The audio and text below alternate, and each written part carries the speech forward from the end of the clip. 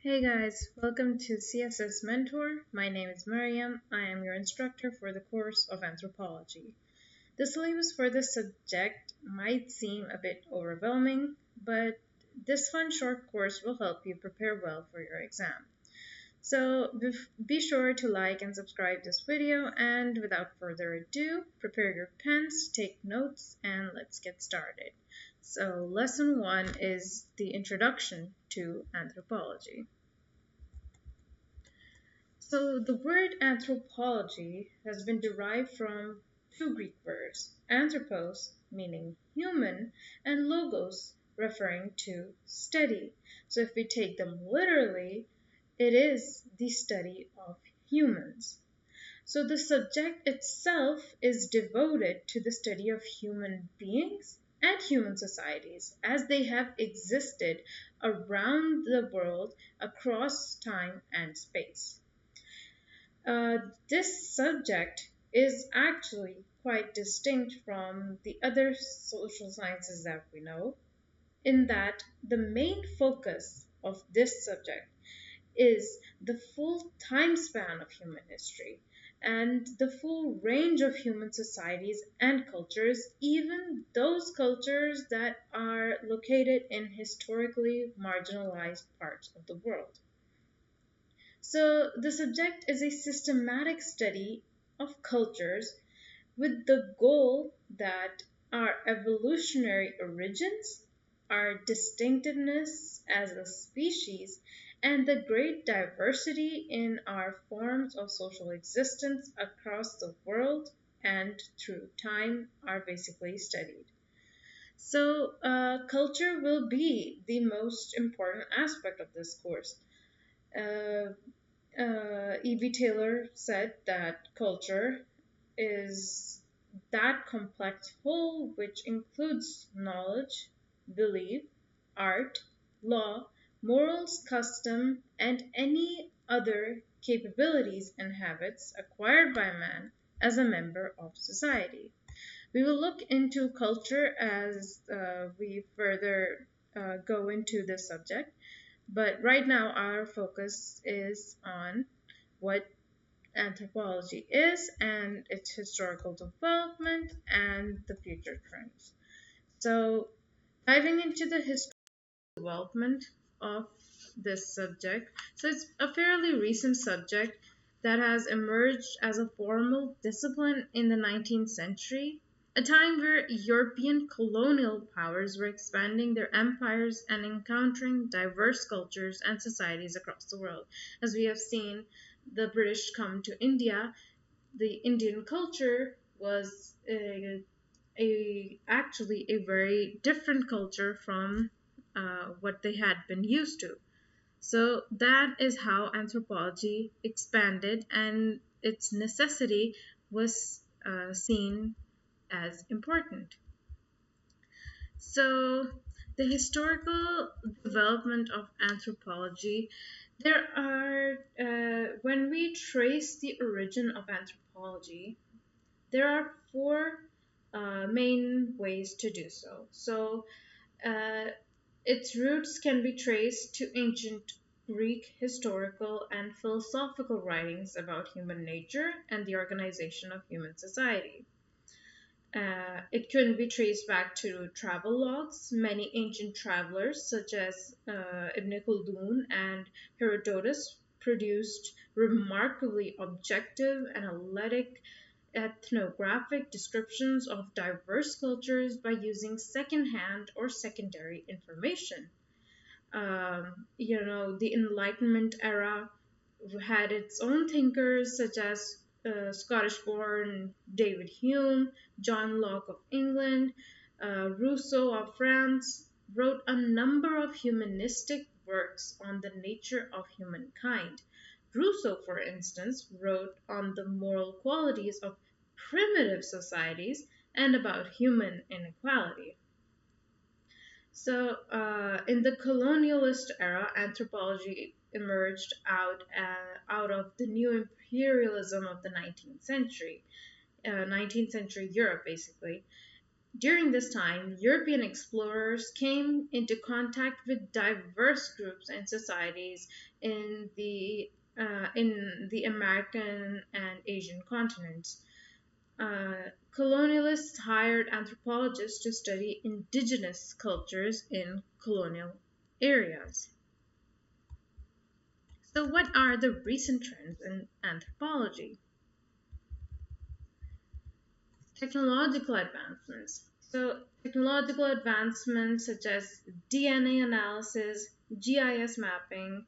GIS mapping stands for Geographic Information System, which is basically linking maps to the database of humans present in a location.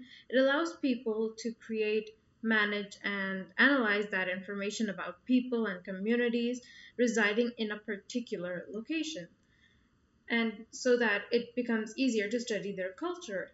And remote sensing have revolutionized anthropological research, enabling more accurate and comprehensive data collection and analysis of those particular societies. So, globalization and anthropology. The impact of globalization on anthropology has led to a greater emphasis on transnational and intercultural studies, challenging traditional boundaries and fostering a more inclusive approach to research. Now, there is actually a key issue at stake, that the question of cultural homogenization versus cultural hybridity. So, on the one hand, globalization is often seen as a force that erodes local cultural traditions and imposes a homogenized global culture on the local people. This can be seen in the spread of Western consumer culture and the dominance of English as a global language across the world, even in Pakistan as we know it. So, on the other hand, there is also a recognition that globalization can lead to the creation of hybrid cultures that blend local and global elements. This can be seen in the emergence of new forms of art and literature that combine local and global influences, or in the adaptation of global technologies to local contexts. So, further ado, ethical considerations.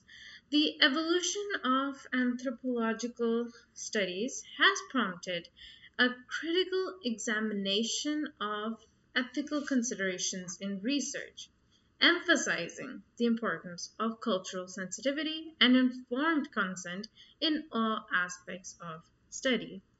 So, since there has been a growing recognition of the need for anthropologists to be accountable to the communities they study and to prioritize ethical concerns and principles of their research, this has led to debates about issues such as informed consent, power dynamics in research, and the role of anthropologists in addressing social justice issues. So, it is an interdisciplinary collaboration. So, the modernization of anthropology has fostered interdisciplinary collaborations, encouraging partnerships with fields such as sociology, psychology, environmental science, and public health to address complex societal issues.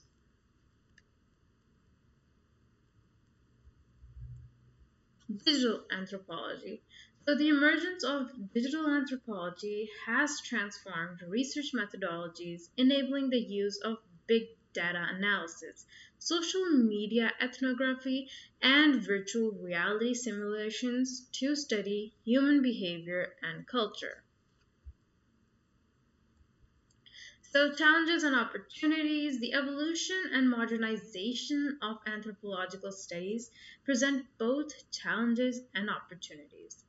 So, addressing issues such as cultural relativism, which we will study in depth further as we understand the theories of anthropology, research ethics and technological biases can lead to more inclusive and impactful research outcomes.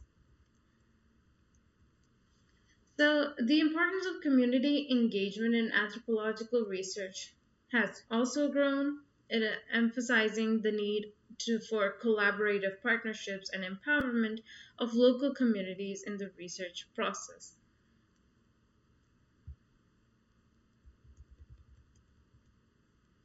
The evolution and modernization of anthropological studies have significant implications for society. It contributes to cultural awareness, social justice, and policy development that reflect a deeper understanding of human diversity and dynamics. So, to conclude this lecture, in the evolution and modernization of anthropological studies have transformed the discipline, offering new insights into human societies and fostering a more inclusive and collaborative approach to research. So, we will continue these short videos. I hope you had a good time and the course and the lecture was simple enough to understand. Thank you for your time, and I hope you keep on progressing through this subject.